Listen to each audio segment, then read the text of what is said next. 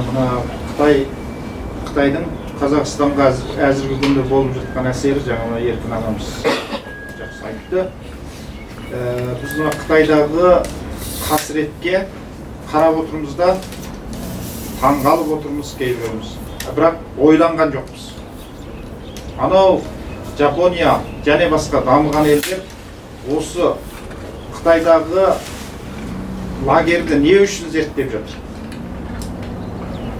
Ертең осындай тауқымет біздің ұлттың басына келмесін деп зерттеп отыр олар.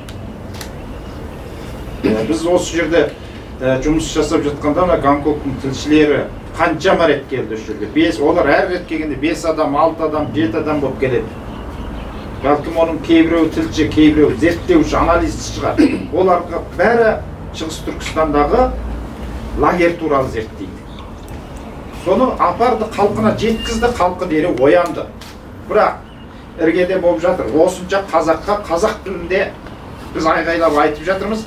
Мына жердегі біздің қазаққа ол әсер етпейді да. Қытайдың қаншалық біздің мемлекеттің ішіне дендеп кіріп кеткен өзіміз әзір білмей қалдық. Біз бірақ күнде бүкіл қазақ болып Қазақстанда Қытай тілінде сөйлеп шыға келсек, әзір таңғалмайды ешкім. Мына дүние таңғалмайтын дәрежеге жетті. Біздің мына жеменқор шенеуніктердің кесірінен әне күні Талдықорғандағы жағдайды өздеріңіз білесіздер. Бір қазақты 3 Қытай сабаған, артынан қазақтың намысқой жігіттері шыдамай Қытайларға қол көтерген. Міне осы жағдай болмаса, ана жерде қаншама мынау туристік визамен жүрген Қытайлардың жүргендігін ешкім білмейтін еді. Біз білмейміз ғой. Жүріп жатқан Қытайларды барып тексеретін бізде права жоқ. Соның бәрі турист әмәлиятта мына жерде ақша тауып емін-еркін жұмысын жүргізіп отыр олар. Оған жол берген кім? Міне біздің жемқор шенеуніктер. Осы жағдайдың келіп шығуына бәріне жауапкер солар. Істей ма? Заңды түрде келіп істесін. Визасының уақыты біткен күні шығарылсын. Осындай тәртіп болса, бұлар дендеп кіре алмайтын еді ғой. Біз бүкіл жеменқорлықтың кесірінен тәртіпті өзіміз бұзамыз. Артынан намысы шыдамаған халық көтеріледі, оның халықтан көреміз. Оның бәрі заң күйінше, тәртіп күйінше жүргізсе, осының бәрі болар ма?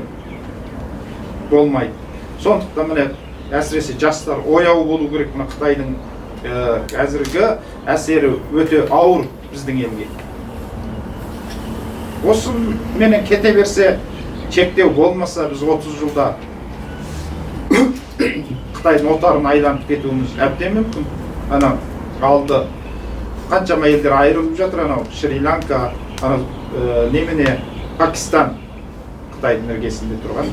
Өзіміздің Тәжікстан, Қырғызстан бәрі не болды? Қытайдың бүкіл әсеріне бір жолата кіріп кетті. Жалпы солымен нақты цифрларын айтыңызшы, лагерлерден арбата сотталып кеткен, түрмелерге қамалып кеткен адамдардың саны туралы нақты деректер бар ма? Қаншадан қамалып кетті? Лагерден ары қарай. Лагерден ары қарай сотталды да. Менің өзім мөлшерімде 30 мың мөлшерінде адам қазақтан сотталып кеткен болуы мүмкін ба? Өйткені Шинжаңда 38 аудан бар қазақ тұратын.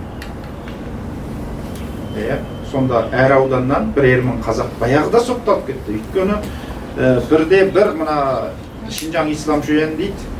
Сол ислам шөйен бітірген адамдардан сау қалған жоқ. Бәлен жылдан бері қарай соны оқығандардың бәрі сотталып кетті. Сонда ең кемі 30 мың адам сотталып кетті. Осы жазықсыз. Қытайдағы қорлық көргендерге көмектесетін жалғыз ұйым біз деп айтып отырсыздар. Мысалы, қорлық көріп отқан, қиналып жатқан адамдардың туыстары сіздерге қалай хабарласады және сіздер қалай көмек көрсетесіздер?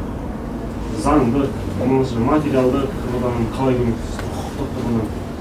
Біз ең алғашында ерікті болып жүрдік қой. Ол кезде басында іздеп бардық адамдарды. Кейін әлеуметтік желі арқылы олар бізге хабарласты, одан чаттар құру арқылы өзімізден жылу жинап халықтар. Сол арқылы оларға материалдық көмектер беріп тұр. Одан кейін ақпараттық көмек. Кім кім қандай қысым көрді. Ол кезде 2017-2018-дерде әсіресе отбасы екіге бөліну жағдай. Қытайға барғанның бірде бір адам қайтармай қойды 2018 жылы.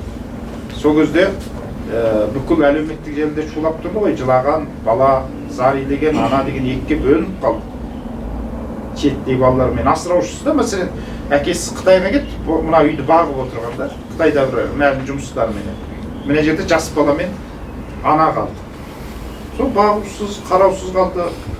Осы жағдайларын біз негізі бәрін әлеуметтік желіге шығару арқылы жұмыс жүргізіп отырдық. Европаға бару деген сияқты, халықаралық қауымдастықтарға шығу, солардан көмек сұрау мәселесінде сіздер жүгірдіңіздер ғой? Иә, солардың бәріне біз осы материалды, жаңғы дәлелдерді беріп отырдық қой. Олар пайдаланды біздің берген деректерден, фактілерден.